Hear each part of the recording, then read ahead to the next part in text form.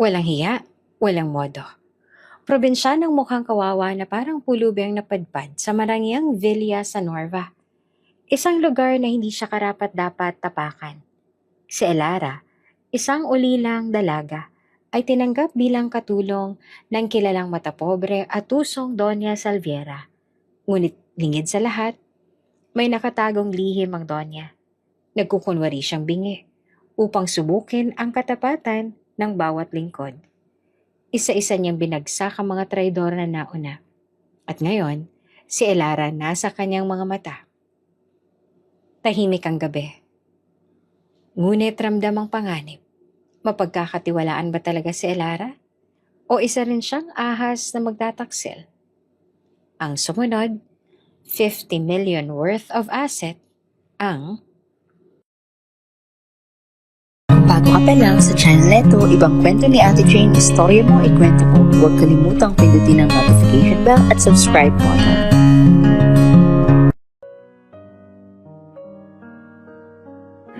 Mainit ang sikat ng araw nang dumaong ang lumang bus sa terminal ng Sanorva City. Bumaba si Elara, dalang isang lumang bayong at iisang maleta.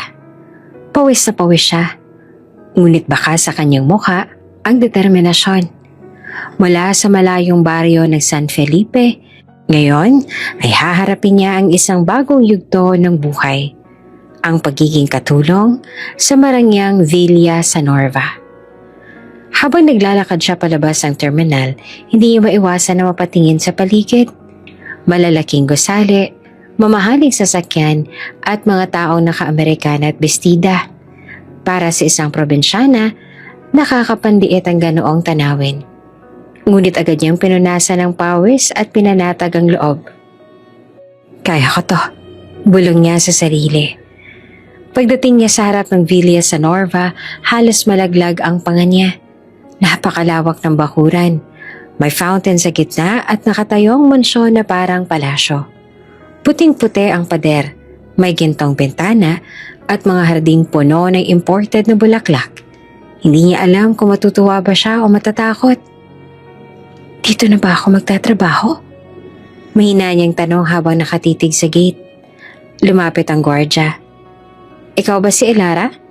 Tanong nito at pinasadahan siya ng tingin mula ulo hanggang paa. Kita sa mukha ng lalaki ang pag-aalinlangan dahil sa simpleng ayos ng dalaga. Lumang palda, kupas na blusa at tsinelas. Opo. Mahina niyang tugon. Ako po yung bagong katulong. Pinuksan ng gwardya ang gate. Sige, pumasok ka. Naghihintay na si Senyora Salviera. Halos nanginginig ang tuhod ni Elara. Habang naglalakad sa daanan patungo sa malaking pintuan, sa bawat hakbang, ramdam niya ang bigat ng inaasahan at ang takot na baka hindi siya magustuhan ng Donya. Pagbukas ng pintuan, sinalubong siya ng mga chandelier sa kumikislap, marmol na sahig na sobrang kintab at mga mamahaling painting na nakasabit sa pader. Para siyang napadpad sa ibang mundo. Hoy, ikaw ba si Elara? Boses naman ng isang matabang kasambahay ang umalingaw-ngaw.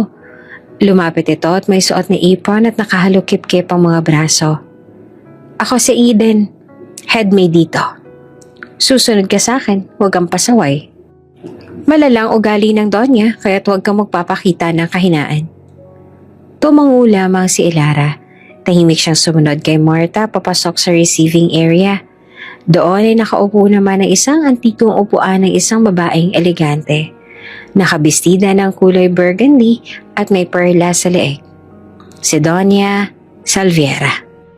Matalim ang mga mata nito habang nakatingin sa kanila, ngunit nananatiling walang imik. Pinakilala siya ni Marta. Senyora, siya po pala si Elara, ang bagong katulong. Tahimik ang Donya, nakataas ang isang kilay at tila walang narinig. Lumapit si Eden at bumulong kay Elara. Huwag kang mabibigla. Bingiyang si Senyora. Nanlaki mga mata ni Elara. Bingi po? Tumango naman si Eden. Kaya't huwag mong siyang sayangin ng boses mo. Basta gawin mo lang ang utos. Lumapit si Ilara at bahagyang yumuko bilang paggalang. Kahit alam niyang hindi siya maririnig ay marahan siyang nagsabi, "Magandang araw po, Senyora Salviera. Gagawin ko po ang lahat na makakaya ko." Ang hindi niya alam, malinaw na naririnig ng Donya ang bawat salita. Lihim itong umingiti sa gilid ng labi. Isa na namang hamon. Tingnan natin kung hanggang saan ang katapatan mo, dalaga. Lumapit ang Donya at marahang tinapik ang balikat ni Ilara. "Eden, turuan mo siya ng mga gawain." "Opo, senyora," sagot ni Marta bago hinarap ang dalaga. "Simula ngayon, ikaw nang bahala sa kusina at sa hardin. Pero tandaan mo, mahigpit yan si senyora. Kapag may pagkakamali ka, tapos ka na." Tahimik na tumango naman si Ilara, ngunit sa loob-loob niya, nakaramdam siya ng kakaibang enerhiya. Ang bawat sulyap ng Donya ay parang nanunukat, tila may inihintay na maling kilos. Kinagabihan, habang inaayos na Ilara ang kusina, narinig niya ang dalawang kasambahay na nagbubulungan. "Nako, sigurado ako hindi magtatagal yung bago na yan," ani ng isa. "Oo nga, lahat naman ng dumating dito na wala ng tiwala si senyora. Laging may sablay, laging may kasalanan," sagot pa ng isa. Napatigil si Ilara, piniling huwag sumabat. Pinagpatuloy niya ang paghuhugas ng pinggan, bagamat ramdam niya ang bigat ng mga mata ng iba. Sa kabilang dulo ng pasilyo, nakaupo ang Donya sa kanyang rocking chair. Nakapikit ito, tila natutulog. Ngunit malinaw niyang naririnig ang lahat ng bulungan. "Lahat kayo, hindi niyo alam. Wala akong pinapalampas," naisip ng Donya. At ngayon, si Ilara naman ang susubukin ko. Tignan natin kung isa rin siyang traidoro tulad ba ng iba. Pagbalik ni Ilara sa kanyang maliit na silid, naupo siya sa kama at niyakap ang lumang unan. Napabuntong hininga siya. "Kaya ko to. Para sa sarili kong kinabukasan." Habang dahan-dahang pumipikit si Ilara, nagsimula ang laro ng tiwala at pagtataksil sa loob ng Villa sa Norva. Isang larong hindi niya alam kung kakayanin niyang malampasan. Mabilis lumipas ang unang linggo ni Ilara sa Villa sa Norva. Tahimik lang siya sa bawat utos. Hindi nagrereklamo kahit mahirap ang gawain. Kahit ang mga kasambahay na laging nakatingin ng masama sa kanya, hindi niya pinapansin. Basta trabaho lang ang iniisip niya. Pero may isang pares ng mata na hindi lumilihis sa kanya, ang kay Donya Salviera. Araw-araw nakaupo ang Donya sa kanyang rocking chair sa balkonahe. Hawak ang isang abaniko at nakamasid. Sa paningin ng lahat, isa siyang matandang bingi na walang alam sa mga bulong at usapan. Ngunit ang totoo, bawat galaw at salita ay malinaw niyang naririnig. Habang nagwawalis si Ilara sa hardin, napansin naman ng Donya kung paano maingat ang bawat kilos nito. Walang ingay, walang reklamo, at palagi nakayuko na parang takot magkamali. Mukhang iba to sa mga nauna, bulong ng Donya sa sarili. Isang hapon habang abala si Eden at ang ibang kasambahay sa kusina, may dalawang katiwala na nagbibiroan sa gilid ng bakuran. Hindi nila alam nakaupo lamang ang Donya sa veranda. "Ang baguhan na yon, mukhang mahinhin. Pero tingnan mo lang, siguradong may tinatago rin," sabi ng isa. "Sus, sa lahat naman ng dumaan dito pare-pareho lang. Nagpapakabait sa una, pero bandang huli may ugali din pala." Tahimik na nagpatuloy sa pagwawalis si Ilara. Hindi niya pinansin ang marites na usapan, pero lihim na narinig lahat ng Donya. Sa isip ng matanda, tingnan natin kung hanggang saan ang tiyaga ng batang ito. Kaya ba niyang tiisin ang paninira ng walang ganti? Kinabukasan, habang nag-aayos si Ilara ng mga kortina sa sala, biglang nahulog ang isang paso mula sa mataas na estante. Napakabilis ang reflexes niya. Hinabol niya gamit ang dalawang kamay bago ito bumagsak. Napatigil ang mga kasambahay at napatingin sa kanya. Pero higit sa lahat, napansin ng Donya ang kakaibang kilos ng kamay ng dalaga. Hindi lamang simpleng pagkilos, kundi mga senyas na parang may kahulugan. Nang tinulungan siya ni Eden ay biglang nag-gesture sa Elara ng salamat gamit ang kamay. Isang sign language.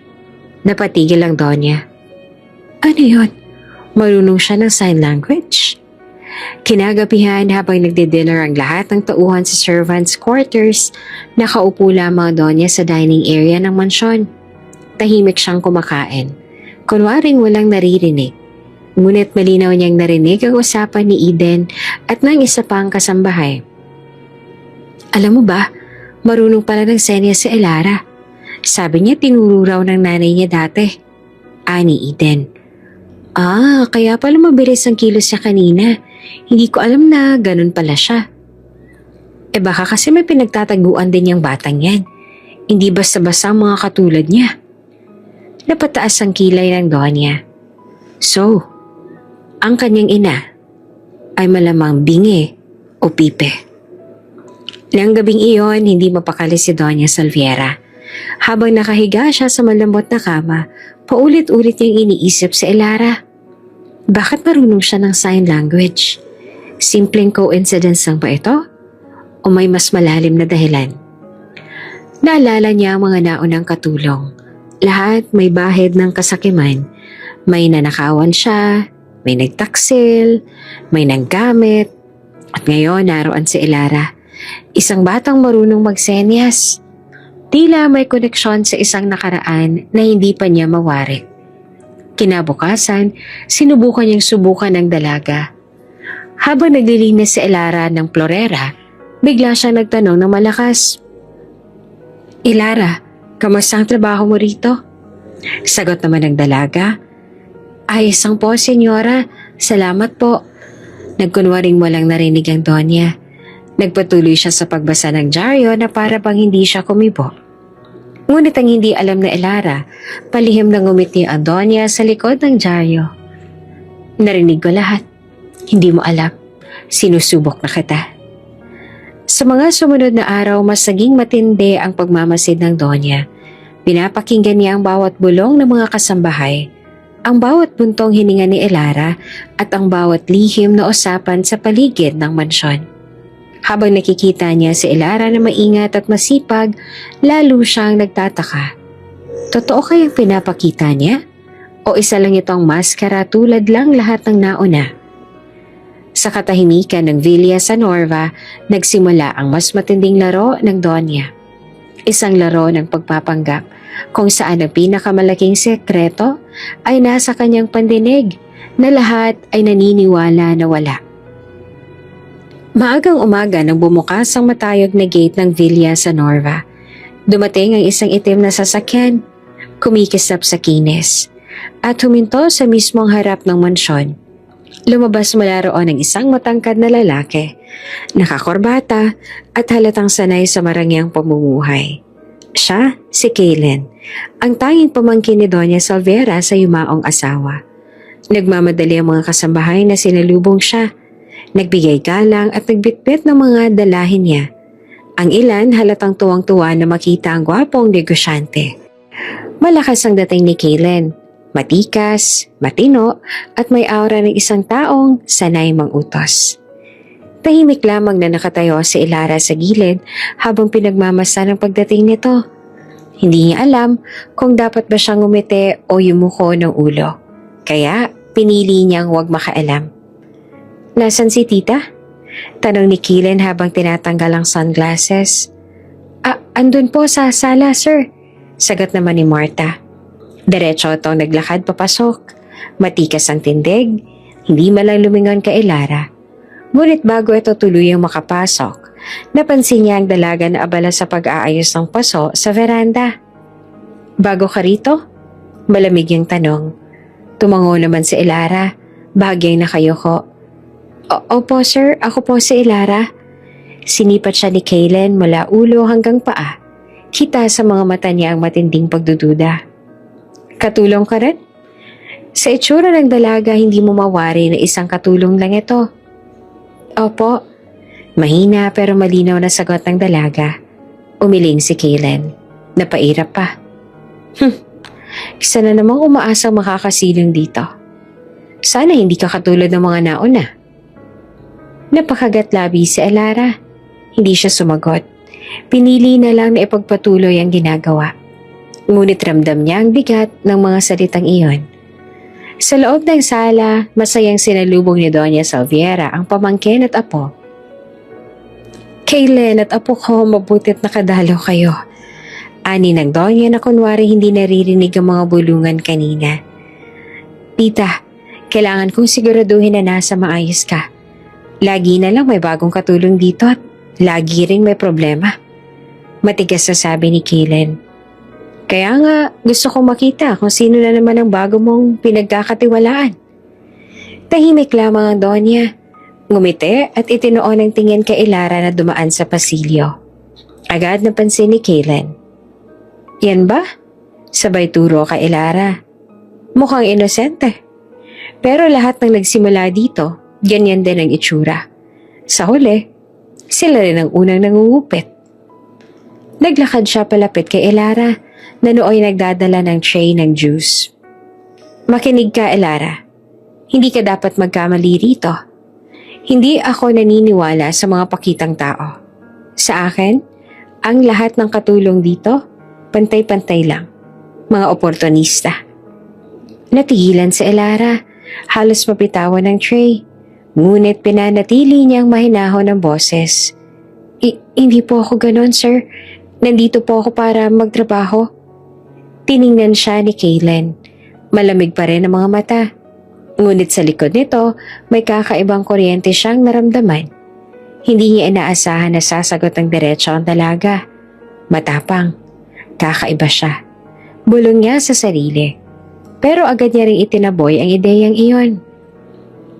Kinagabihan, nagtipon ng lahat para sa hapunan. Habang kumakain, abala si Kaylen sa pakikipag-usap sa kanyang tita tungkol sa negosyo. Si Elara naman ay tahimik na nag-aabot ng pagkain. Nagliligpit ng mesa.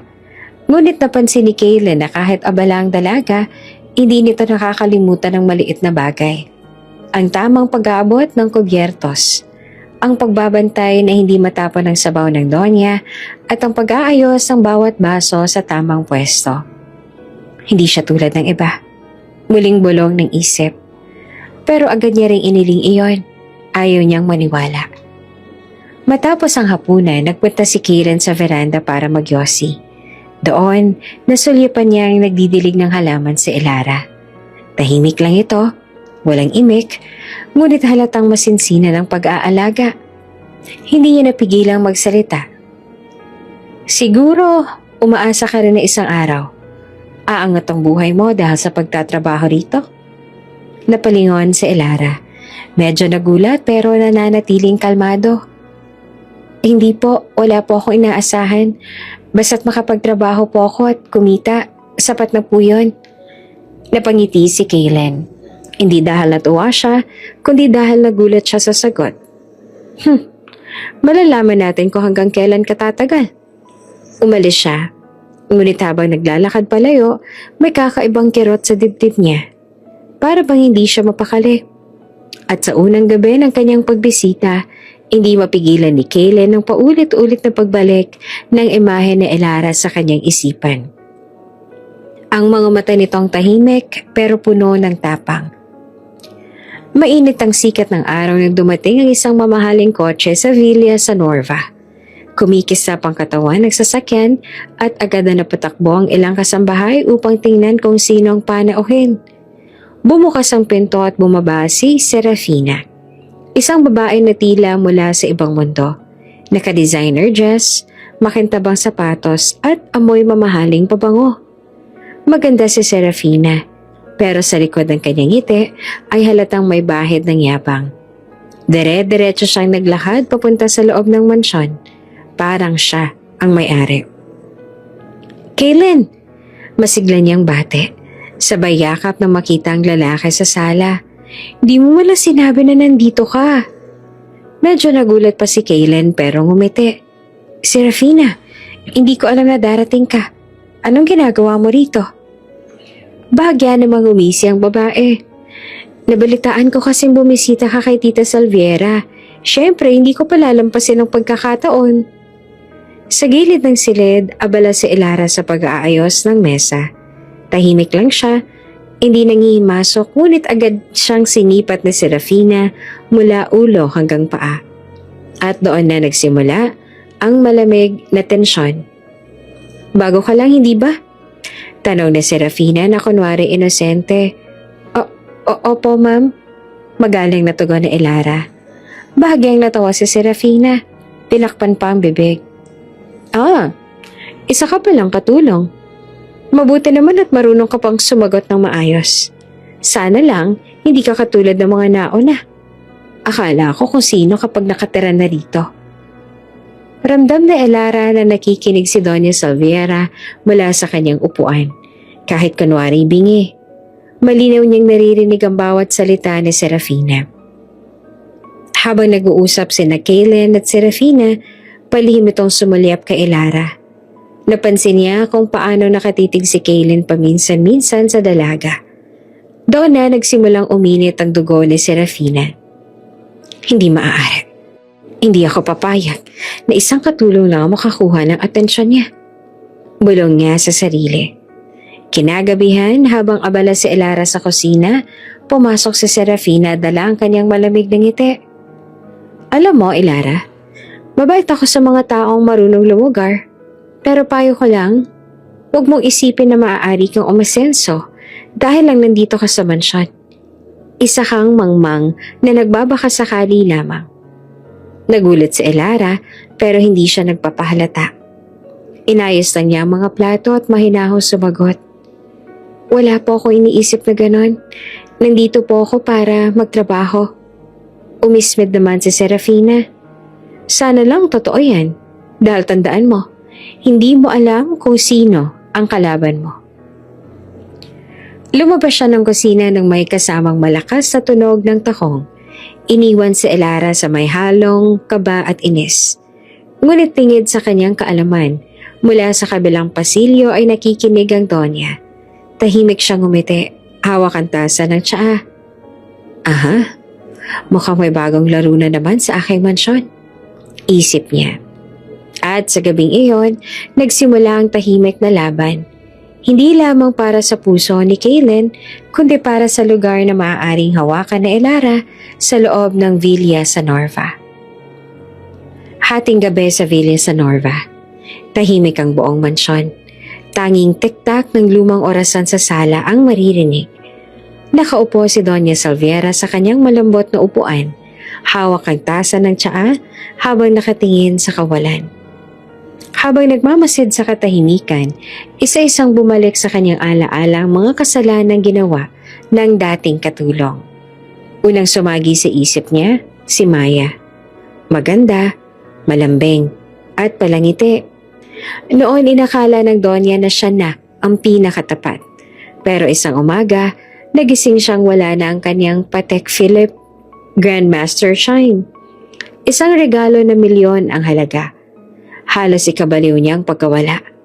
Kalauna nalaman niyang si Maya palang kumupit at itinakas ito kasama ang ng kanyang nobyo. Akala ko'y parang anak na kita. Bulong pa ng Donya na parang kausap ang anino ng nakaraan. Sumunod ay si Agatha, ang palaarte at paboritong magpakitang tao. Palihim pala itong nagbubulsa ng libo-libong piso mula sa vault ng Donya. Noong mahuli siya ay nagmamakaawa itong luhaan. Pero huli na, ipinagtabuyan siya palabas ng mansyon. Wala talagang natitira. Lahat sila may kapalit ang kabaitan. Malungkot na isip ng Donya habang nilalagok ang tsaa. Hindi rin niya malilimutan si Lourdes. Nalihim na ginagamit ang mga pamahaling sapatos niyang Jimmy Choo at Christian Louboutin para ipagyabang sa labas na siya'y mayaman. Isang gabi, nahuli niyang palabas si Lourdes. Suot ang kanyang pulang stilettos, napahiya siya. At mula noon ay lalong tumibay ang kanyang paniniwalang walang katulong na marunong makontento. At ang pinakamasakit, si Tera. Ito ang pinakamatagal niyang pinaniniwala ang tapat. Pero siya rin ang nagwaldas ng kanyang mga alahas na Cartier at Tiffany & Co. Sa loob ng maraming buwan, akala niya ay nawawala ang mga yon. Sa huli, nalaman niyang binenta na pala ni Tera para sa sariling bisyo. Humigpit ang hawak ng Donya sa tasa. Ramdam niya pa rin ang sakit ng pagtatraidor. Ito ang dahilan kung bakit wala akong tiwala kay Ilara. Bulong niya sa isip. Lahat ng bago, nagsisimula sa inosente. Tapos sa huli, traidor din. Mula sa kanyang upuan, natanaw niya si Ilara sa kusina. Nagligpit pa rin kahit 10 oras na ng gabi. Tahimik, masipag, walang reklamo. Tila walang kamalay-malay sa masasamang iniisip ng Donya tungkol sa kanya. Ngunit kakaiba ang batang to. Mahina niyang sambit. Tahimik pero marunong magpikil. Pero hindi ibig sabihin nun na malinis ang intensyon. At sa oras na yon, muling nagpa siya ang Donya na magbantay. Hindi siya magpapaloko muli. Lahat ng kilos na Ilara ay kanyang tututukan. Maaliwalas ang hapon sa Villa Sanorva. Sa malawak na bakuran, masaya naglalaro ng basketball si Max, ang 8 taong gulang na anak ni Kaylen. Maliksi ang bata. Pawis na pawis ngunit halatang tuwang-tuwa. Hawak niya ang lumang bola na madalas niyang gamitin. Kahit pa may bitak na ito sa gilid. Sa bitana ng ikalawang palapag nakatanaw si Donya Salviera. Hindi man siya masyadong showy sa bata, kita sa mga mata niya ang pag-aalala. Bata pa si Max ang mawala ang kanyang ina. Namatay ito habang siya isinisilang. Kaya nga buhos ang pagmamahal ng ama at sobra rin ang bantay ng Donya. Habang naglalaro si Max, biglang tumilapo ng bola lampas sa bakod. Hindi naman nagdalawang isip ang bata. Agad siyang tumakbo palabas ng gate para habulin ito. Max! Sigaw ni Ilara na nooy nagdidilig ng mga halaman. Agad niyang iniwan ang hawak na timba at kumaripas ang takbo. Sa mismong sandali mula sa kalsada, dumating ang isang truck na wala ng preno. Kumakabog ang ingay ng preno. Humahagibis ang gulong at dire-diretso itong papalapit sa kalsada ang kinaroroonan ni Max. Mula sa bintana napasigaw ang Donya. Max! Ngunit huli na ang lahat para sa kanya. Isang iglap bago bumangga ang truck, nakalapit si Ilara. Niyakap si Max ng mahigpit. Nahulog sila sa gilid ng kalsada, ligtas mula sa daraanan ng sasakyan. Bumangga ang truck sa pader ng mansyon at umalingaw-ngaw ang malakas na tunog. Naguho ang ilang bahagi ng semento. Nagliparan ng alikabok. Pero ligtas si Max sa mga bisig ni Ilara. Hikbe ang una niyang narinig. Ate Ilara, nagtatakot ako. Hinimas si Ilara ang likod ng bata. Shh! Ligtas ka na, Max. Wala na, andito na ako. Sakto lamang na dumating si Kaylen. Kakagaling lang mula sa isang meeting. Nabigla siya sa nadatnan. Ang truck na bumangga sa pader, ang anak niyang nanginginig sa takot at si Ilara na nakayakap dito. Max! Dali-dali niyang hinagilap ang anak. Lumapit siya. Kinuha ang bata mula sa mga bisig ni Ilara at mahigpit na niyakap. Anak, ayos ka lang ba? Nasaktan ka ba? Umiling si Max habang humihikbi. Daddy, si Ate Ilara nagligtas sa akin. Kung wala siya, napalingon si Kaylen kay Ilara. Humihingal pa ito at may alikabok sa mukha at sugat sa braso dahil sa pagkadapa niya kanina. Hindi naman siya makatingin ng diretso sa lalaki, nakayuko lang siya. Sandaling natahimik si Kaylen. Sa unang pagkakataon, wala siyang masabi. Ang babaeng inakala niyang oportunista, siya palang nagligtas sa pinakamahalaga sa buhay niya. Salamat, Ilara.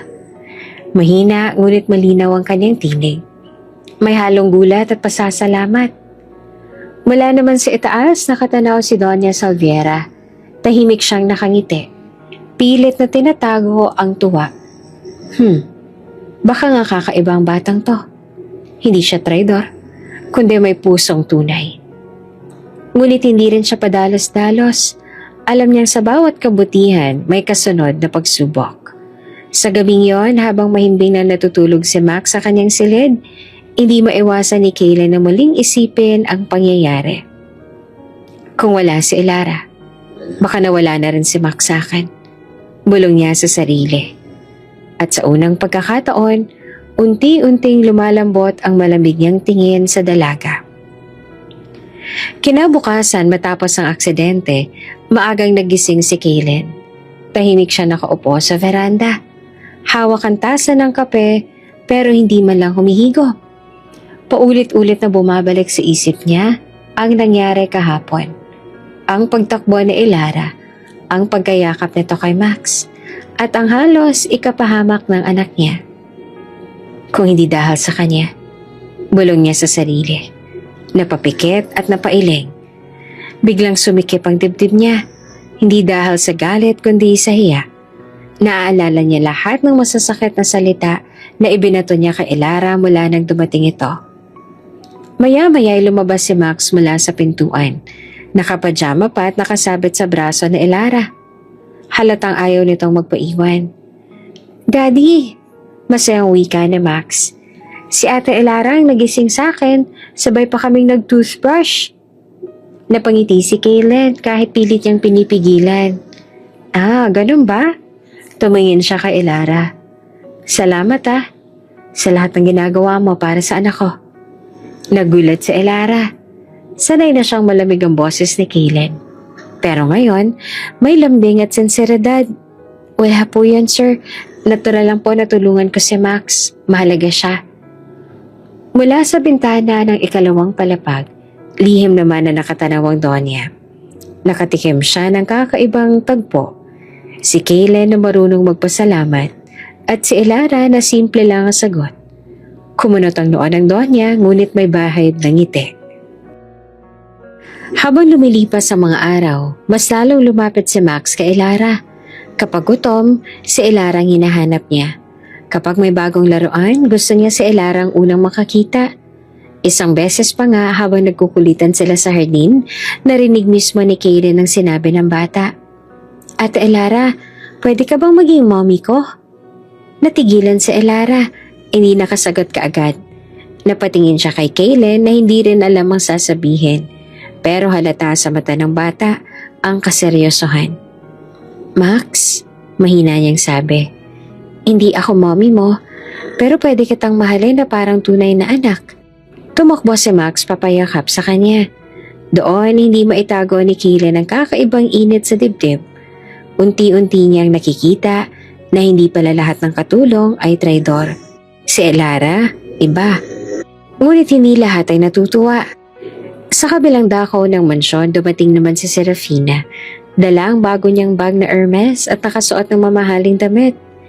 Sa unang sulya pa lang, nakita niyang masaya si Max at Elara. Napangisi siya, pero halatang may halong inggit. Hindi pwede. Bulong niya sa sarili. Hindi siya pwedeng mahalin ng lahat, lalo na si Kaylen. Mula noon, nagsimula ng sumiklab ang panibugho ni Serafina. Tahimik ang gabi sa Villa San Norva. Karamihan ng mga katulong ay nakatapos na ng gawain at ang mansyon ay balot ng katahimikan. Ngunit may naiibang plano si Serafina. Pagdating niya sa sala, nakita niya nakaupo si Max habang naglalaro ng kanyang laruan. Sa gilid, abala si Elara sa paghahanda ng merienda. Lumingon si Serafina, tsaka ngumisi ng peke. "Elara, baka pwede mo muna akong ipagtimpla ng juice sa kusina. Ako na munang bahala kay Max." Magiliw niyang sabi pero may halong utos. "Opo." Magalang na sagot naman ni Elara bago tumungo sa kusina. Nang makaalis ito, agad na lumapit si Serafina kay Max. Umupo siya sa tabi ng bata at dahan-dahan nagsalita, halos pabulong. "Max, hindi mabuting tao si Elara. Ginagamit ka lang niya. Ginagamit niya pati ang daddy mo. Hindi siya totoo sa'yo." Napakulot ang noon ng bata. Hindi siya makapaniwala. "Hindi totoo yan. Mabait si Ate Elara. Siya nagligtas sa akin." Ngumiti si Serafina, pero malamig ang tingin. "Ginawa niya lang yon para makuha ang tiwala mo. Kapag nakuha niya ng lahat, iiwan ka rin niya." Biglang tumayo si Max at tinulak siya. "Hindi, ayoko sa'yo." Sigaw ng bata, tsaka mabilis na tumakbo paakyat ng hagdan. Naiwan si Serafina, nanlilisik ang mga mata. Sa ines, mahina niyang binulong. Balang araw, ako rin ang iyong magiging ina, Max. At lahat ng yaman ng Donya, mapapasakin. Ngunit hindi niya namalaya na sa malapit nakaupo si Doña Salviera, kunwari tulog at bingi, ngunit bahagyang nakapikit ang matanda. Malinaw niyang naririnig lahat ng sinasabi ni Serafina. Mabilis siyang ngumiti ng palihim. Ngayon lang kita mas makikilala, Serafina. Pagbalik ni Elara mula sa kusina, inabutan niyang tahimik si Serafina. Nakapamewang at pilit na nakangiti. Ang tagal mo naman, kaya ako na lang nagbantay dito. Ngumiti lamang si Elara. Walang kamalay-malay sa nangyayaring eksena. Pero sa isip ng Donya, nagsimula ng kumulo ang kaniyang plano. Tahimik ang gabi sa Villa San Norva. Ang mga ilaw sa hardin ay malambot ang liwanag. At ang hangin ay malamig. Sa may poolside, mag-isang nakaupo si Kaylen, hawak ang baso ng alak. Malalim ang iniisip at halata sa kanyang mga mata ang lungkot. Araw iyon ng death anniversary ng kanyang asawa. Taon-taon bumabalik sa kanya ang bigat ng pagkawala. Habang tinititigan niya ang tubig ng pool, para bang nakikita niya ang mga alaala. Ang huling ngiti ng kanyang asawa. Ang huling gabi bago ito tuluyang nawala. Isa pang lagok ng alak. Sunod-sunod, halos hindi niya na namalayan ang dami ng nainom. Sa hindi naman kalayuan, nakita ni Elara si Kaylen. Napansin niyang hindi na maayos ang pagkakaupo nito at halatang malalim ang iniisip. Saglit siyang nag-atubili, pero hindi niya kayang iwanan ito sa ganoong kalagayan. Dahan-dahan siyang lumapit. Sir Kaylen, mahinahon niyang sabi. Gabi na po, baka malamigan kayo. Hindi siya nilingon ng lalaki. Hayaan mo na lang ako, Elara. Minsan kailangan kong maalala siya. Umupo si Elara sa tabi. Hindi rin nagsalita agad. Ilang sandali, pinili niyang samahan na lang ito sa katahimikan. Hanggang sa nagsalita siya. Maingat ang tono. Hindi ko po kayo pipigilan, sir. Pero kung sakali, hayaan niyo akong bantayan kayo. Kung mapahamak kayo, paano na si Max? Saglit namang natahimik si Kaylen. Doon lang niya napansin na may malasakit sa boses ng dalaga. Nilingon niya si Elara at sa unang pagkakataon, hindi niya nakita ang isang simpleng katulong lang. Nakita niya ang isang taong tunay na nagmamalasakit. Napangiti siya, mahina pero totoo. Salamat, Elara. Hindi ko akalaing may makakaintindi pa sa akin. Bahagyang namula si Elara at ibinaling ang tingin sa tubig. Hindi niyo kailangan na mag-isa palagi, sir. May anak kayo na umaasa sa inyo at may mga taong handang sumuporta. Unti-unti, nagsimulang magbukas ang damdamin si Kaylen. Kinwento niya ang hirap na dinaanan niya bilang ama, kung paano siya nagkamali ng pag-aakalang kaya niyang maging matibay palagi. Habang nagsasalita siya, nakikinig lamang si Elara. Walang panghuhusga. Sa gabing iyon, parang may nabago. Ang dating malamig na pader sa puso ni Kaylen ay nagsimulang mabasag. Sa tabi niya, si Elara na simpleng naroon lang ay nagbigay ng init at gaan sa pakiramdam. Hindi madala na malayan, mas nagiging malapit na ang kanilang mga mata sa isa't isa at mas nagiging natural ang kanilang mga ngiti. At mula sa malayo, nakatanaw si Doña Salviera. Tahimik niyang pinagmamasdan ng dalawa. At sa isip niya, nagbabago na ang ihip ng hangin. Pero sino ang magtatagumpay sa huli? Tahimik ang gabi matapos ang araw ng pagluluksa. Sa loob ng kanyang silid, nakaupo si Elara sa kama, hawak ang isang lumang litrato. Doon makikita ang isang babae na payat, nakadamit ng uniforme ng kasambahay at may hawak na batang babae na nakangiti. Ang babae sa litrato ay ang kanyang ina. Hindi alam ng Donya, ni Kaylen, ni Max, pati ng ibang tao sa mansyon ang katotohanan. Hindi naman talaga ulila si Elara. Buhay pa ang kanyang ina. Ngunit ito ay naghihirap at may galit na matagal ng kinikimkim. Ang kanyang ina ay dating katulong at kaibigan ni Doña Salviera at siya rin ang dahilan kung bakit bingi ngayon ang matandang babae. Naalala pa ni Elara ang kwento ng ina. Noong araw, isang mainit na pagtatalo ang nangyari sa kusina. Nagsalita ng matalim ang Doña at sa sobrang galit ng ina ni Elara, itinulak niya ito ng malakas. Tumama ang ulo ng Doña sa sahig, dahilan upang mawala ang pandinig nito. Doon nagsimula ang lahat ng sumpa sa buhay ng kanyang ina.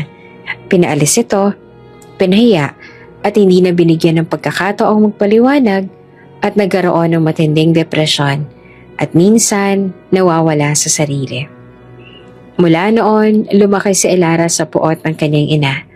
Paulit-ulit nitong sinasabi, "Isang araw, babalik ka sa mansyon, hindi bilang alipin, kundi bilang babae na magpapabagsak kay Salviera." At iyon nga ang ginawa niya. Kaya siya nagpakilala bilang ulila. Kaya siya nagpakumbaba. Kaya siya nagpakita ng kabaitan. Lahat ng iyon, bahagi ng plano. Ngunit habang nakahawak sa litrato, kumirot ang dibdib ni Elara. Dahil sa mga nakalipas na araw, hindi makikakaila na unti-unti siyang natututong magmahal. Hindi lamang kay Max na parang sariling anak, kundi maging kay Kaylen. At higit sa lahat, nagsisimula na rin siya magkaroon ng respeto sa Doña. Kahit alam niyang ito ang tinuturing na kaaway ng kanyang ina. Bakit ganito? Mahina niyang bulong sa sarili. Dapat diba galit ang nararamdaman ko? Pero bakit parang ang hirap magalit? Isinilid niya ang litrato sa ilalim ng unan at pumikit ng mahigpit. Lingid sa kaalaman ng lahat, si Elara ay may dalang lihim na kapag nabunyag, kayang pabagsakin ng lahat ng tiwalang unti-unti niyang nakukuha. Mainit ang hapon sa Villa Sanorva at tahimik ang paligid maliban sa lagaslas ng tubig sa fountain sa hardin.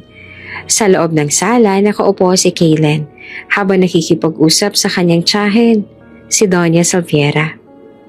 "Kaylen," wika ng Doña, malamlam ang tinig. "Nakikita ako kung paano ka nagbabago nitong mga araw. Pero alalahanin mo, hindi lahat ng ngiti ay totoo." Napabuntong hininga si Kaylen. "Tita, hindi lahat ng tao traidor. Hindi lahat pare-pareho." Hindi pa man natatapos ang usapan nila, bumukas ang pintuan. Mabilis na pumasok si Serafina. Nakasuot ng mamahaling damit at nakaangat ang baba. Kita ang kumpiyansa sa kanyang mga mata. May dala siyang sobre na tila bahay kayamanang inaasam-asam. "Pasensya na sa istorbo." Bungad niya, ngunit halata ang pangingibabaw sa tono. "Pero sa tingin ko, oras na para matapos ang ilusyon na to." Nagkatinginan sina Kaylen at Doña Salviera.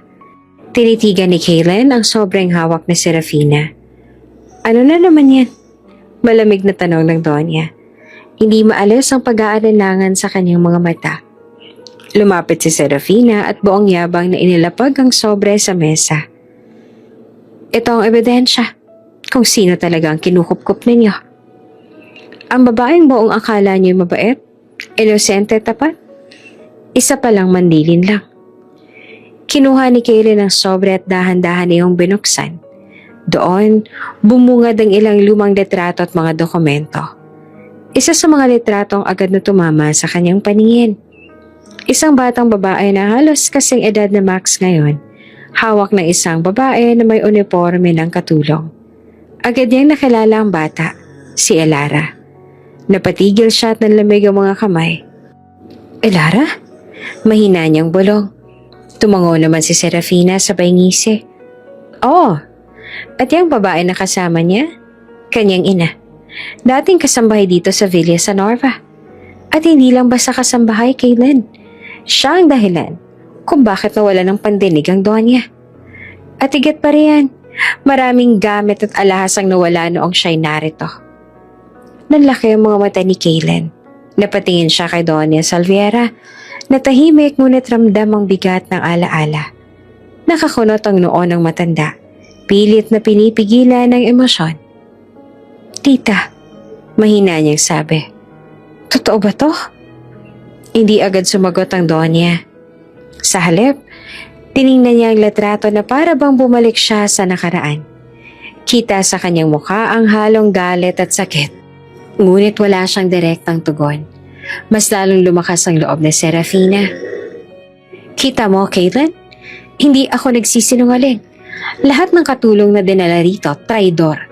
At ngayon mismo anak ng traidor ang pinoprotektahan mo. Anong klase kang ama kung ilalapit mo si Max sa ganyang babae? Nag-init ang dibdib ni Caitlin. Nais niyang sumagot. Ngunit walang salita ang lumalabas. Sa isip niya nagbabanggaan ng dalawang larawan. Ang Elara na tinuturing niyang mapagkakatiwalaan at ang ebidensya na hawak niya ngayon. Ginagamit niya lang ba kami? Lahat pa ng pinapakita niyang kabutihan ay peke? Tanong ng kanyang konsensya. Ngunit kasabay niyon, pumasok din sa isip niya ang mga sandali. Ang pagligtas na Elara kay Max mula sa truck. Ang mga ngiti nitong totoo. Ang tapang sa bawat insulto niya. At ang mga gabing kinakausap siya ng dalaga sa oras ng lungkot. Habang naguguluhan si Caitlin, biglang bumukas ang pintuan ng sala. Pumasok sa Elara, may dalang tray ng tsaa. Napatigil siya na makita ang lahat ng papel at letrato sa mesa. Ano pong nangyayari dito? Tanong niya na halatang kabado ang boses. Ngumisi si Serafina at lumapit. Oh, sakto. Total ikaw ang bida sa oras na to. Halika, tingnan mo. Dinampot niya ang letrato at inilapit kay Elara. Maganda, diba? Ikaw to, nung bata ka pa, kasama ang nanay mo. Ang magnanakaw na naging dahilan kung bakit nabingi si Donya. Nanlaki ang mga mata ni Elara. Nanginginig ang mga kamay niya. Halos mabitawan ng tray ng tsaa.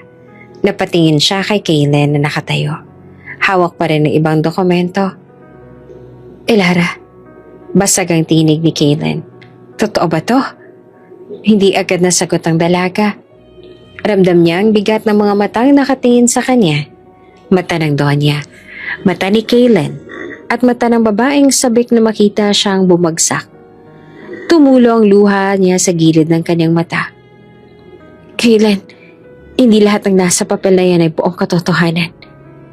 Pero bago pa siya makapagsalita ay sumabat na si Serafina. Huwag ka maniwala sa kanya. Tignan mo na lang, Caitlin. Simulat sa pool, niloloko ka na niya. Ginamit niyang pagiging ulila para makapasok dito. At ngayon, pinapaikot ka na pati si Max.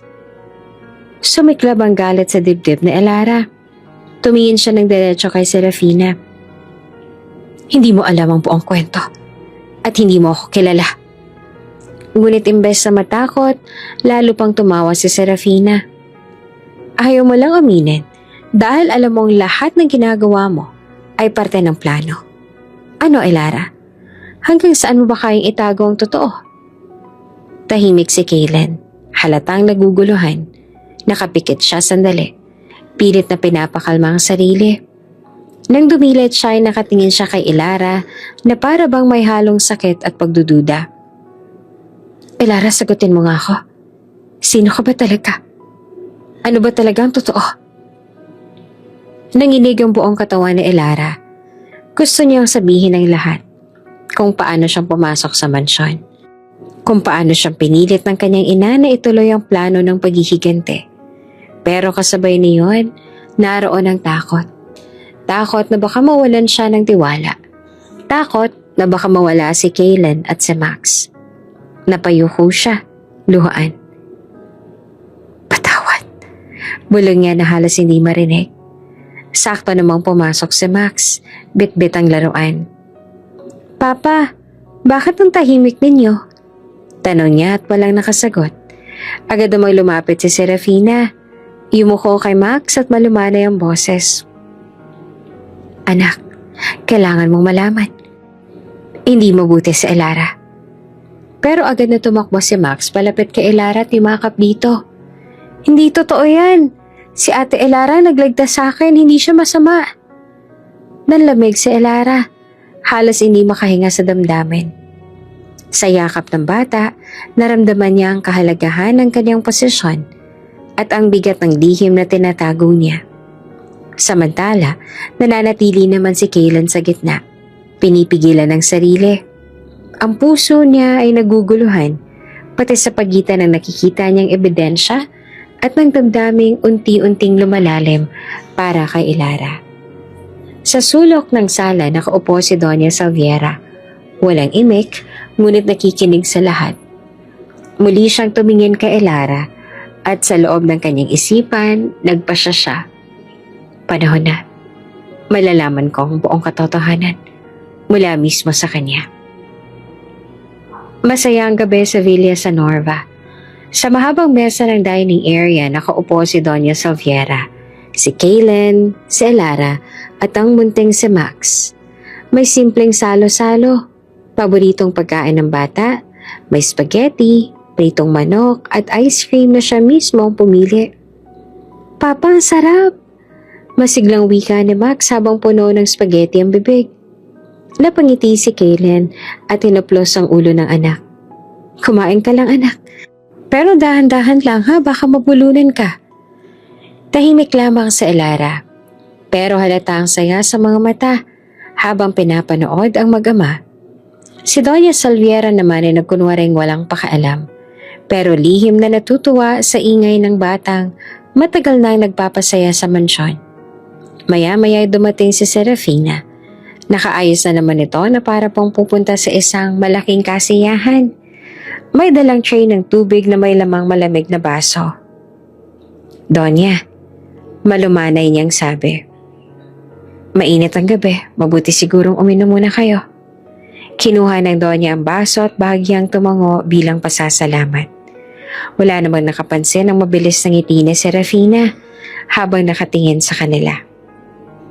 Ngunit sa mismong oras ang uminom si Doña Salviera, biglang nagbago ang kanyang mukha. Napahawak siya sa dibdib, humigop ng hangin at tuluyang nabitawan ang baso. Lola! Sigaw ni Max. Halos maluha habang niyuyugyug ang matanda. Tita! Agad namang lumapit si Kaylen. Tinangkang alalayan ng tiyahe na ngayon halos mawala ng malay. Nagkagulo sa mesa. Tumayo si Ilara at agad na kinuha ang telepono. Ambulansya! Kailangan namin ng tulong! Bilisan ninyo! Sigaw niya habang nanginginig ang boses. Nakatitig si Serafina. Nagugulahan. Hindi niya akalaing ganito kabilis ang mangyayari. At lalong ikinagulat niya nang makita si Ilara na bahagyang nakangiti habang hawak ang telepono. Ano to? Siya ba? Siya bang may pakana? Bulong ni Serafina sa isip niya. Napakagat siya ng labi. Pilit na pinapakalma ang sarili. Pagbalik ni Ilara, agad niyang inalalayan si Max palayo para hindi na masyadong matakot ang bata. Max, huwag ka matakot. Malalampasan ng lola mo to. Mahina niyang bulong habang pilit na pinapakalma ang bata. Ilang minuto lang dumating ang ambulansya. Dali-daling sinakay si Doña Salviera at sumama si Kaylen habang bitbit si Max. Hindi rin nagpaiwan sa Ilara. Habang nasa gilid si Serafina, hawak ang bibig, bigla siyang umiti ng palihim. Kung siya nga may kagagawan, sigurado, mabubunyag na rin ang lahat. Habang nasa gilid si Serafina, hawak ang bibig, bigla siyang umiti ng palihim. Kung siya nga may kagagawan, sigurado, mabubunyag na rin ang lahat. Ngunit sa kaibuturan ng kanyang isip, may kaba. Dahil kung hindi siya naglagay ng lason, ibig sabihin, may ibang mas malalim na kalaban na nakapasok sa Villa Sanorva. Punong-puno ng kabang ospital nang dumating ang ambulansya na sakay si Doña Salviera. Mabilis na sinalubong ng mga nurse at doktor. Inilagay siya sa stretcher at agad na dinala sa emergency room. Hawak-hawak naman ni Kaylen si Max na umiiyak. Samantalang nakasunod sa Ilara na hindi mapakali. Sa gilid ng hallway, halos patalon si Serafina sa galit. Siya, si Ilara, siyang naglagay ng lason. Kitang-kita ako ang ngiti niya kanina habang nahihirapan ng Donya. Sigaw nito. Sabay turo kay Elara na napatingin lang sa kanya ng diretso. Nagsidatingan ng mga pulis dahil may report na agad ang ospital. Lumapit ang isang investigador. May nagparatang ng pagkalason. Sino bang tinutukoy ninyo, ma'am? Ayan o. Halos pasigaw na si Serafina. Nakataas ang daliri kay Elara. Huwag kayong magpapaloko. Matagal niya ng plano to. Gusto niyang mapunta sa kanya ang lahat ng yaman. Nagulat si Max at kumapit lalo kay Elara. Hindi totoo yan. Mabait si Ate Elara. Bulong ng bata habang humahagulgol. Hindi na nakapagsalita agad si Kaylen. Ang isip niya, magulo. Posible ba? Pero paano kung totoo ang mga paratang na Serafina? Tahimik lamang si Elara. Pinipigilan ng sarili na sumagot ng masakit. Pero nginitian siya si Max para pakalmahin. Shh, huwag kang matakot. Wala kang dapat alalahanin. Mahina niyang sabi sa bata. Lumapit ang pulis. Ma'am, kailangan po naming marinig ang panig ninyo. Huminga ng malalim si Elara, saka siya tumingin kay Serafina. Kung talagang gusto mong malaman ang katotohanan, may ebidensya ako. Kinuha niya mula sa bag isang maliit na USB. Inabot niya ito sa pulis. Naka-install ang CCTV sa dining area ng Villa Sanorva. Ito ang kopya ng footage kagabi. Nagkatinginan ang lahat. Pati si Kaylen ay natigilan. Imposible! Mabilis na sagot naman ni Serafina. Nanginginig ang kamay. Wala namang CCTV doon eh. Inimbento niya lang yan. Pero agad na sinaksak ng pulis ang USB sa laptop na dala. Tahimik ang lahat habang umiikot ang video. Sa screen, malinaw na nakitang eksena sa hapag. Si Max na masaya, si Elara na nag-aasikaso, at si Doña Salviera na nakaupo sa dulo. At doon, kitang-kita ang paglapit ni Serafina dala ang tray ng juice. Nakakunot ang noon ng mga pulis habang pinapanood. Paglapit ni Serafina, makikita ang mabilis sa pagbukas ng kanyang bag. Inilabas ang isang maliit na bote at palihim na itinulo sa baso bago iniabot sa Donya. Hindi yan totoo. Peke yan. Halos mabasag ang boses ni Serafina, nanginginig sa takot. One-touch lang yan. Niloko niya kayo. Ngunit hindi na nakapagsalita pa ang lahat nang mapanood ang buong eksena. Maging si Kaylen ay napasandal sa upuan, hawak ang sentido. Paano ko nagawang pagdudahan si Elara? At si Serafina pala ang traidor. Lumapit ang pulis kay Serafina. Ma'am, malinaw sa video ang ginawa ninyo. Sasama po kayo sa amin para magbigay ng pahayag. Nanlaki ang mga mata ni Serafina. Hindi ako sasama.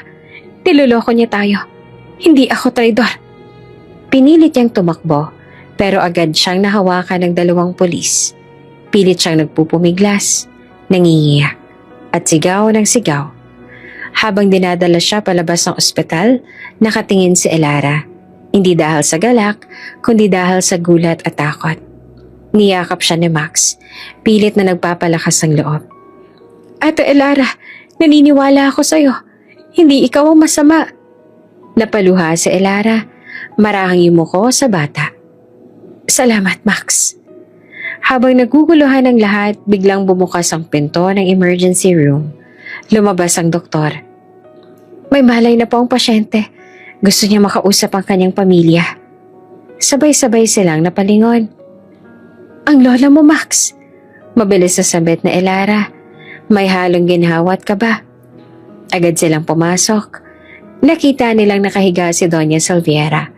Mahina, ngunit nakadilat na. Namumutla pa. Ngunit ang mga mata ay buhay. Lola! Sigaw ni Max at agad na lumapit. Hinawakan ang kamay ng matanda. Ngunit ang lahat ay natigilan nang biglang magsalita ang Donya. Mababa pero malinaw ang boses. Hindi. Si Serafina ang traidor. Napatingin silang lahat. At tumingin siya ng diretso kay Elara. Hawak ang kamay ng apo. Pero, may dapat din kayong malaman tungkol sa kanya. Nagulat si Elara. Napatigil si Kaylen Ang buong silid ay biglang nabalutan ng katahimikan. At doon nagsimulang kumabog ang dibdib ni Elara dahil alam niyang ito na ang simula ng pagbagsak ng lihim na matagal niyang tinatago. Tahimik ang buong silid matapos magsalita si Doña Salviera. Lahat ay natulala, hindi makapaniwala sa narinig. Bitawan si Serafina. Muling wika ng Donya, matatag ang boses kahit mahina ang katawan. At dakpen, si Elara. Nanlaki ang mga mata ng lahat. Maging ang pulis na may hawak kay Serafina ay napatingin sa isa't isa. Po, pero malinaw po sa CCTV. Hindi niyo ba naiintindihan? Singhal ng Donya sabay bangon kahit may nakakabit pang suwero. Nagpapanggap lamang akong bingi. Lahat ng bulong, lahat ng usapan, narinig ko. At isa lang ang sigurado, si Elara ang may pakana nito. Hindi totoo. Agad na sigaw na Elara na nanginginig ang kamay. Hindi ako traidor, Donya. Bakit niyo ako pinaparatangan? Ngunit wala nagpakita ng awa. Ang mga mata ng Donya ay puno ng galit at panlilin lang. Pinaniniwala ka na vitamins ko ang pinalagay mo sa juice na inabot na Serafina. Hindi mo ba naisip? Ginamit mo ang tiwala ng lahat. Napahawak si Kaylin sa sentido. Hindi niya na alam kung sinong paniniwalaan. Nasa puso niyang damdamin para kay Elara. Ngunit sa kabilang banda, ang salita ng Donya ay may bigat na mahirap pasubalian. Hindi. Lihim niyo lang niyang pinaplano. Halos pasigaw ni Elara. Hindi niya na napigilan ang luha. Kayo ang traidor, Donya. Simulat sa pool, pinaikot ninyo ang lahat. Pati ang nanay ko. Pinahirapan niyo hanggang sa mawala ng pag-asa. Napatigil ang lahat sa sinabi ni Elara. Si Kaylin ay nagulat. Ano? Anong ibig mong sabihin, Elara? Pati ang nanay mo may kinalaman? Si tita? Kaylin. Humikbi si Elara. Nanginginig ang boses. Ang nanay ko ang dating katulong ng Donya.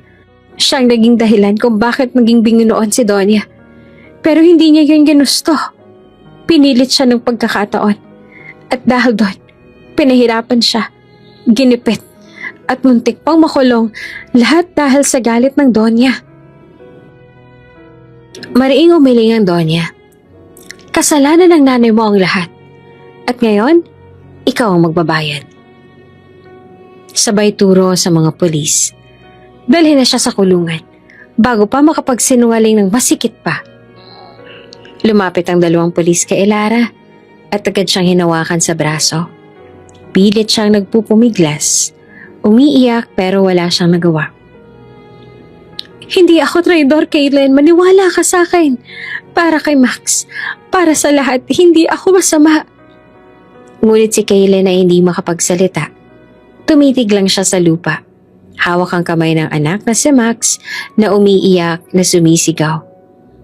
Ate Elara, maniwala kayo, hindi masama si Ate Elara. Sigaw ng bata. Pilit na humahabol pero pinigilan ni Kaylin. Dala ng mga pulis si Elara palabas ng ospital. Nanginginig. Nakayoko ngunit patuloy na sumisigaw. Kayo ang traidor, Donya. Hindi ako titigil. Isisiwalat ko ang lahat. Pati ang kasalanan niyo sa aking ina.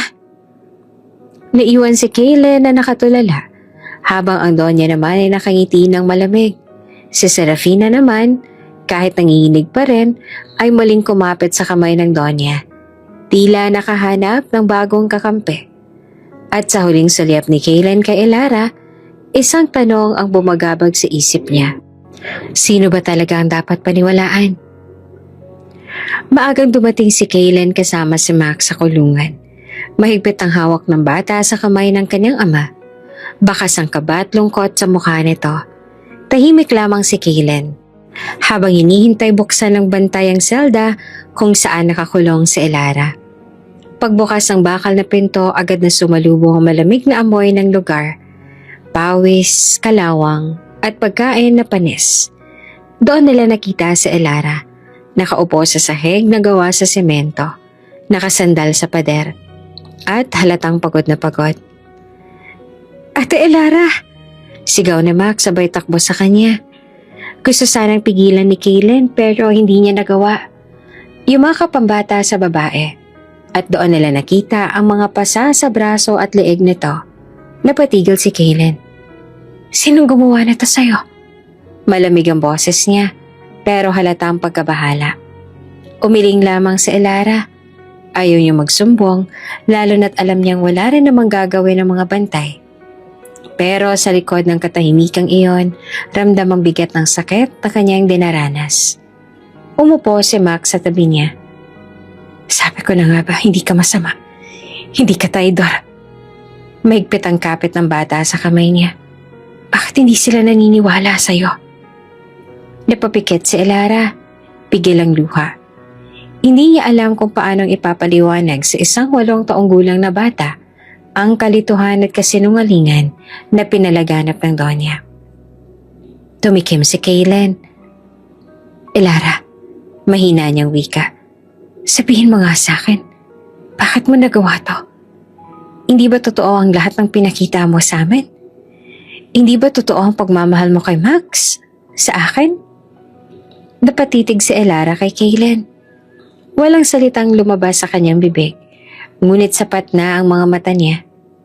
Puno ng lungkot, sakit at pag-amin na oo, minahal niya sila kahit hindi iyon kasama sa kanyang plano noong una. Nagtagal ang katahimikan. Si Max nakayakap pa rin kay Elara, umiiyak ng tahimik. Si Kaylen naman hindi makatingin ng diretsyo. Gusto niyang maniwala pero nababalot siya ng alinlangan. Lumapit ang bantay at kumatok sa bakal. Tama ng oras. Kailangan niyo nang lumabas. Napatayo si Kaylen at dahan-dahang kinuha ang kamay na Max. Halika na anak. Ayoko. Hindi natin siya iiwan dito. Sigaw ng bata. Nanginginig sa pag-iyak. Pilit siyang hinila ng ama. Pero mahigpit ang kapit niya kay Elara. Ate Elara, huwag kang susuko. Babalik kami. Ngumiti si Elara kahit halos hindi niya na maitaas ang labi sa sobrang sakit ng katawan. Magiging matapang ako, Max, para sa'yo. At sa huling sandali, bago isara ang bakal na pinto, nagtagpo ang mga mata ni Kaylen at Elara. Isang titig na puno ng tanong, panghihinayang at damdaming hindi nila alam kung paano uusbong muli sa gitna ng lahat ng kasinungalingan. Sa pag-uwi nila na Max, hindi mapakali si Kaylen. Sa isip niya, paulit-ulit ang larawan ni Elara. Basag, sugatan, pero tapat ang mga mata. Kung traidor nga siya, bakit ganon ang pakiramdam ko? Tahimik ang hapagkainan sa Villa San Norva. Nakatapat sa isa't isa sina Doña Salviera at Kaylen.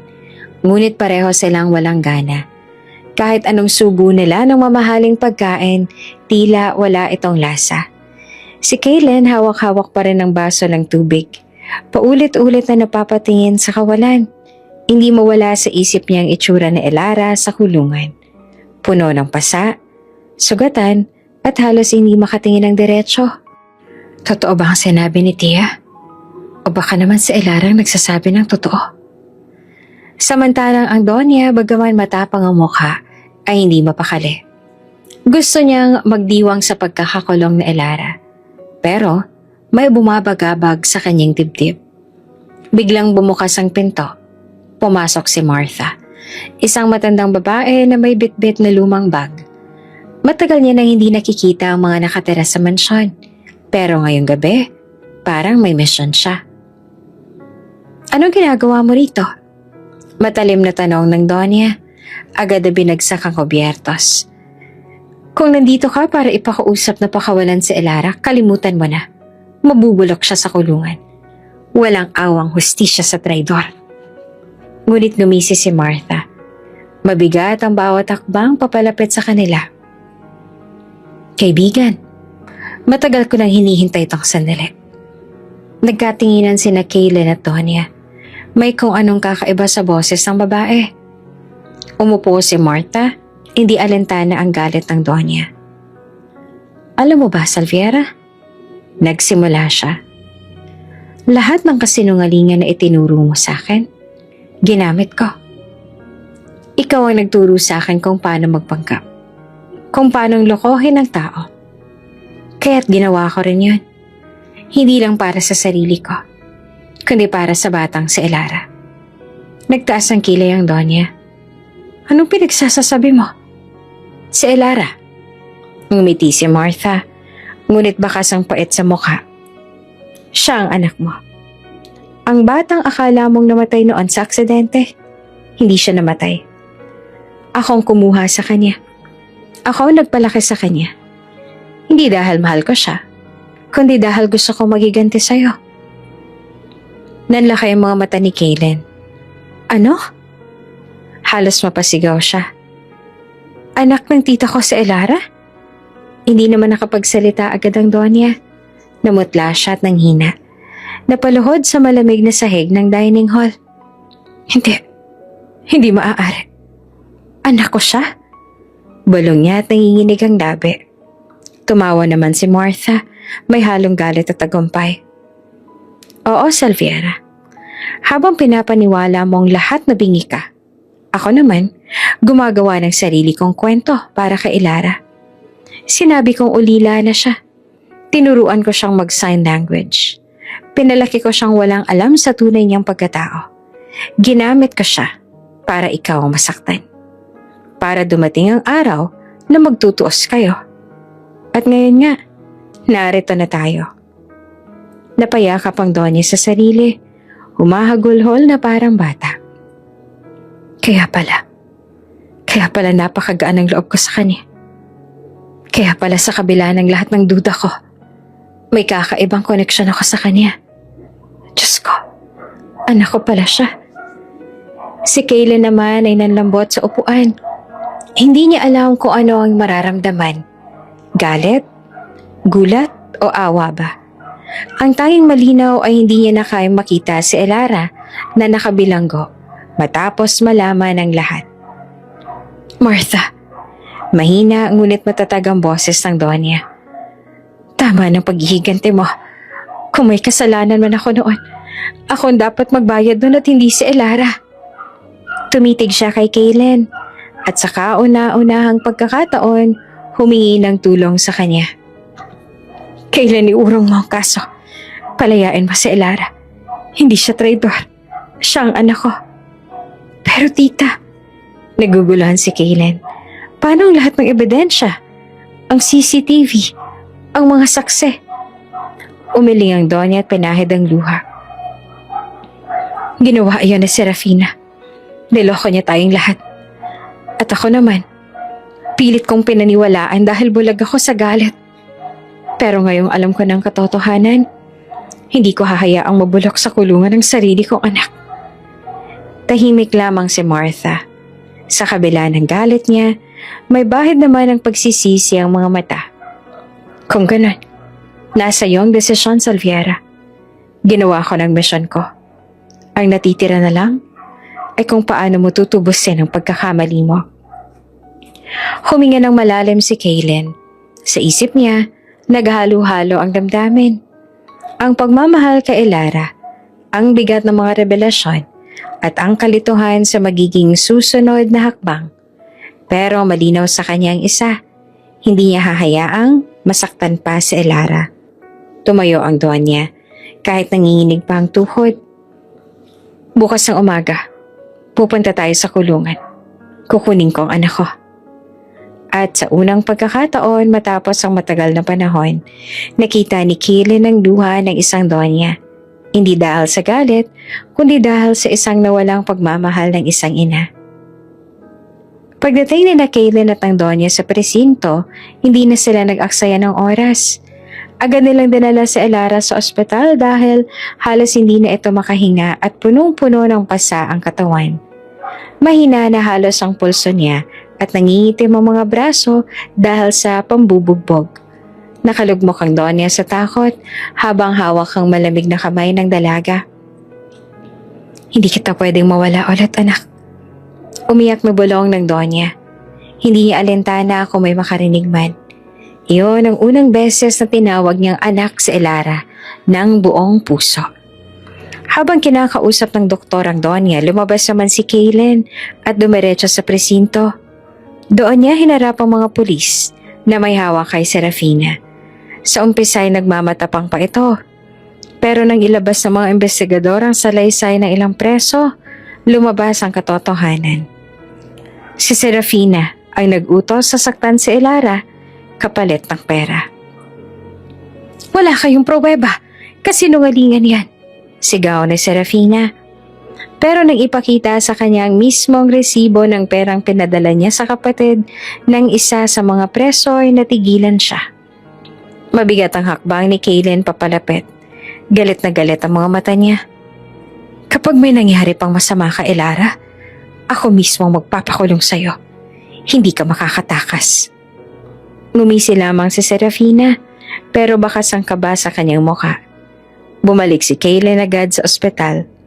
Pagpasok niya sa silid, nadata niyang nakaupo ang Donya sa tabi ng kama ni Elara. Walang tigil sa paghaplos sa buhok nito. Magising ka, anak. Patawarin mo ko. Mahina nitong wika. Ilang saglit pa ay gumalaw ang mga daliri ni Elara. Mabagal niyang iminulat ang mga mata. Nang makita niya ang Donya at si Kaylen, halata ang gulat at pagkalito. Nasaan ako? Mahina niyang tanong. Anak, nasa ospital ka. Ligtas ka na. Mabilis sa sagot ng Donya habang patuloy ang pagluha. Bakit mo ko tinatawag na anak? Litong tugon ni Elara. Pilit bumabangon pero pinigilan ng Donya. Huminga ng malalim si Salviera at tumingin kay Kaylen. Panahon na para sabihin ang totoo. Dahan-dahan niyang kinuwento ang lahat. Kung paanong nawala si Elara noong sanggol pa ito. Kung paano siya tinago at pinalaki ni Martha. At kung bakit naging bingi siya sa mata ng lahat. Para lang subukan at mahuli ang mga traidor sa paligid. Habang nagsasalita, halos madurog naman ang puso ng Donya sa bawat salitang binibitiwan niya. Tahimik lamang si Elara, gulat na gulat. Hindi niya alam kung maiiyak ba siya o matatawa sa mga nadidiskubreng sekreto. Hindi. Totoo ba to? Halos pabulong niyang tanong. Anak, ikaw ang tunay kong dugo. Ikaw ang matagal ko nang hinahanap. Sagot ng Donya, sabay yakap sa kanya kahit mahina pa siya. Napatingin si Elara kay Kaylen. Doon niya nakita ang seryosong tingin ng lalaki. Nabagaman puno pa ng tanong, ay puno rin ng pag-aalala. Hindi na nakapagsalita pa si Elara. Ang mga luha niya na lang ang kusang pumatak. At sa loob ng ospital na yon, nagsimula ang pagbagsak ng mga lihim na matagal nang itinago ng Donya. At ang unti-unting pagbangon ng dalagang minsang itinuring na kaaway. Tahimik ang gabi sa mansyon nang hilingin ng Doña Salviera na magtipon silang lahat sa sala. Nakaupo siya sa gitnang bahagi. Mahina ang katawan ngunit matatag ang boses. Naroon si Elara, Kaylen, pati na rin si Max na nakamasid lamang at nakikinig. Alam niyang may malaki itong sasabihin. May kailangan akong sabihin ng buo. Panimula ng Donya. Malalim ang buntong hininga bago siya nagpatuloy. Matagal ko nang nililihim ito. Panahon na para marinig ninyo ang buong katotohanan. Nagsalubong ang tingin ni Elara at Kaylen. Ramdam nila ang bigat ng mga salitang susunod. Si Martha. Saglit na tumigil ang Donya. Tila nag-iipon ng lakas. Hindi lamang siya basta katulong noon. Para ko na siyang kapatid. Lumaki kami na parang magkapatid sa hirap at ginhawa. Pero nang dumating si Ramon, ang lalaking pareho naming minahal, nagbago ang lahat. Napaawa ang labi ni Elara. Hindi niya akalaing may ganoong pinagmula ng matinding galit ng kanyang ina. Si Ramon, nagpatuloy ang Donya. Minahal ko ng buong puso. Ngunit ganon din ang nadama ni Martha. Nang mapili ako ni Ramon at kami nagpakasal, nagsimula ang selos at puot sa puso niya. Nang mamatay si Ramon, habang hinahanap ka sa gitna ng bagyo, doon tuluyang nagdilim ang kanyang mundo. Lumapit si Kaylen, marahang humawak sa balikat ng Donya. Ano pong kinalaman noon kay Lara? Tumulo ang luha ng matanda. Dahil sa galit at paghihigante, ninakawan niya ako ng mga alahas. Ngunit higit pa roon, kinuha niyang sanggol kong si Lara. Pinalaki ka niya, anak, sa kasinungalingan. Pinaikot ang buhay mo para saktan ako at makapaghigante siya. Ang sign language na tinuro niya, akala ko'y para sa kabutihan mo, pero iyon pala'y bahagi ng kanyang pagbabalat kayo upang palalimin ang sakit at kalituhan.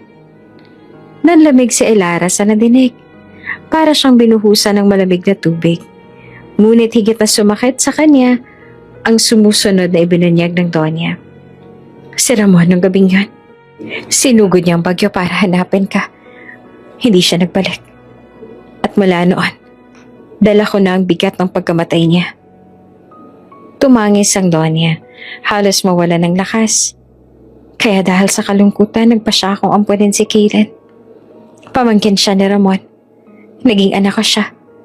At kasama niya nagpatuloy ako sa buhay. Tahimik ang lahat. Si Elara, hindi alam kung paanong tatanggapin ang bigat ng mga nalaman. Ngunit isang bagay ang malinaw. Lumabas na ang lahat ng katotohanan. Kinabukasan, nagsimula ang proseso ng hustisya. Ipinakulong si Martha sa kasong child abduction, theft at falsification of identity. Sa korte mismo humarap si Elara at doon sa kabila ng sakit na sabi niya, hindi ko man maibabalik ang nakaraan, pero kailangan kong panindigan ang tama. Habang isinasara ang kaso, isang bagong kabanata naman ang bumukas. Hindi nagtagal bumigat ang karamdaman ng Donya. Lingid sa kanila, matagal na pala siyang may malubhang sakit sa puso. Ginawa niya ang lahat upang manatiling matatag para kay Elara. Ngunit dumating din ang huling sandali.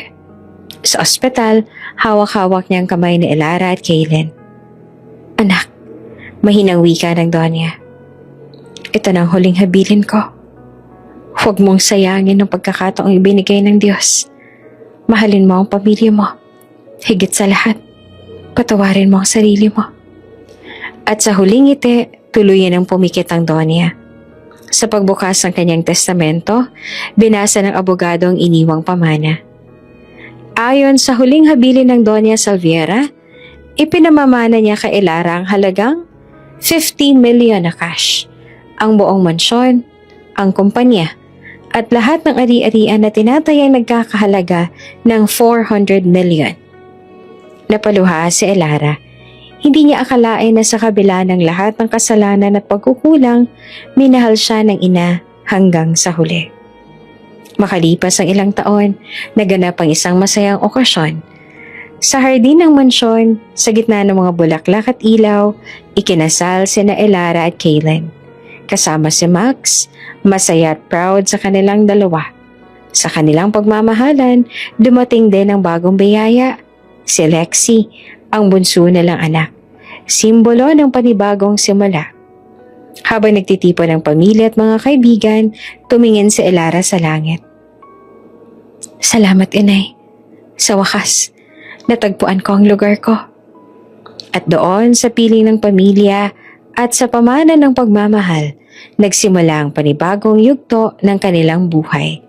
Puno ng pag-asa, pagpapatawad, at tunay na kaligayahan. Bago ka pa lang sa channel neto, ibang kwento ni Ate Jane, istorya mo, ikwento ko. Huwag kalimutang pindutin ang notification bell at subscribe button